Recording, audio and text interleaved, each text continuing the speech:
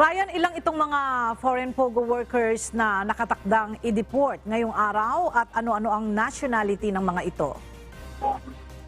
Ella, 76 ang bilang ng mga unang batch nitong mga POGO workers na ito at pawang mga Chinese national ang mga ito.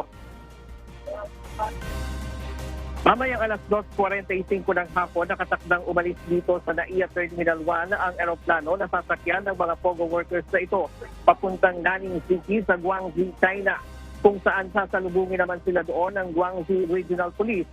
E-escortan sila ng 12 opisyal mula sa Presidential Anti-Organized Crime Commission o PAOK, PNP at kasamang mga prosecutors hanggang ma-turn over sila sa Chinese government. This is the first of a series of deportation. So sa ngayon po, meron tayong 76 na i-deport, all Chinese nationals. Sila po ang nauna sapagkat sila ang naunang makuna ng tinatawag nating NBI clearance. So come Wednesday, we would try to deport another 17 Malaysians. Then come Friday next week, we would deport another 60 Chinese. Kaninang umaga, bago umalis sa SKK Building sa SA Revendell Global Gaming sa Pasay, nagtangkapang tumakas ang 4 sa kanila. Tinanggal nila ang harang sa isang kwarto at tumalon.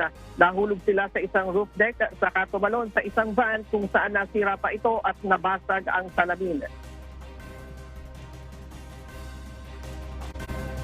Basically, 3 yung unang grupo na nagtangkang tumakas. Nakuha po natin yon, properly accounted for. Then meron naman isa na nung hinahanap namin, nagtatago pala. He was also attempting to escape.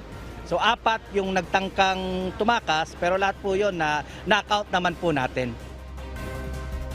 Matatanda ang noong August 1, na-raid ng Interagency Task Force ang SA Revendell Global Gaming dahil sangkot daw ito sa lab scam, pig butchering scam, online game manipulation at iba pang online investment fraud.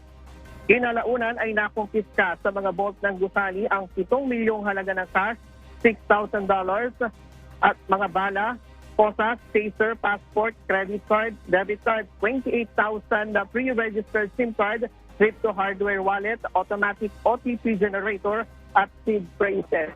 Sa ngayon ay nandito pa sila, yung 76, nandito pa sa nakasakay sa 2 bus na nasa aking likuran at maya-maya inaasahan natin na papasok na sila dito sa loob ng NAIA Terminal 1 para mag-boarding. Ella.